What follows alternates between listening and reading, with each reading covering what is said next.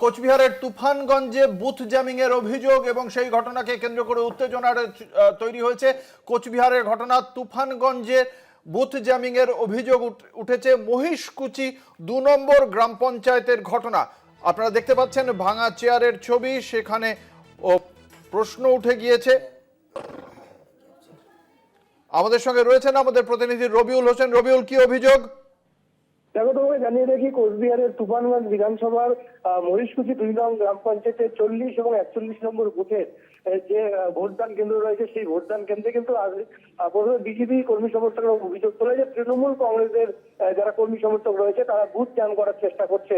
এবং যদিও তৃণমূল কংগ্রেস এই অভিযোগ অস্বীকার করে সঙ্গে সঙ্গে কিন্তু তৃণমূল কংগ্রেসের যারা কর্মী সমর্থক তারাও সেই বুথের ১০০ মিটারের মধ্যে কিন্তু তারাও ছুটে আসে এবং তৃণমূল এবং বিজেপি উভয় কর্মী সমর্থকের মধ্যে বাক বিতণ্ডায় কিন্তু কার্যত একেবারেই পরিস্থিতি উত্তপ্ত হয়ে ওঠে।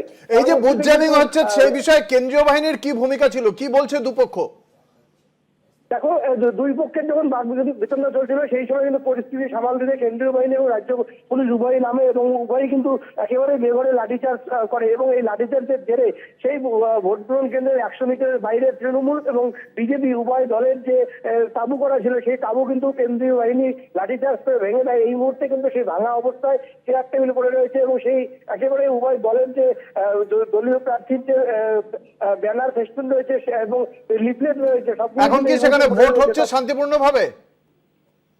দেখো, এখন আপাতত ভোটদান শুরু হলেও কিন্তু কোনো রাজনৈতিক দলের আর তাবু নেই। একেবারেই কেন্দ্রীয় বাহিনী কড়া নিরাপত্তার মধ্যে দিয়ে সেই নজরদারির মধ্যে দিয়ে বুথটি রেখেছে এবং পরিস্থিতি একেবারেই থমথমে রয়েছে সেখানকার।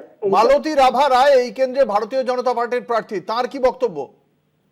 দেখো, বিজেপি প্রার্থীর অভিযোগে তৃণমূল কংগ্রেস কর্মী সমর্থকরা এই বুথ জ্যামিং করার চেষ্টা করছিল। অপরদিকে কিন্তু তৃণমূলের অভিযোগ কোন রকম বুথ জ্যামিং হয়নি। বিজেপি কর্মীরা একেবারে ইচ্ছাপ্রণোদিত ভাবে এসে অশান্তি পাকানোর চেষ্টা করছিল। কোন অভিযোগ কি কোন পক্ষের তরফ থেকে, তৃণমূল বা বিজেপি, কোন অভিযোগ কি কোন পক্ষের তরফ থেকে নির্বাচন কমিশনে জমা পড়ছে? না, এখন পর্যন্ত কিন্তু এই ঘটনাকে কেন্দ্র করে তৃণমূল ও বিজেপি কোনো পক্ষের পক্ষ থেকেই কিন্তু নির্বাচন কমিশনকে কোনো রকম অভিযোগ জানানো হয়। ধন্যবাদ। আমাদের সঙ্গে ছিলেন আমাদের প্রতিনিধি রবিউল হোসেন।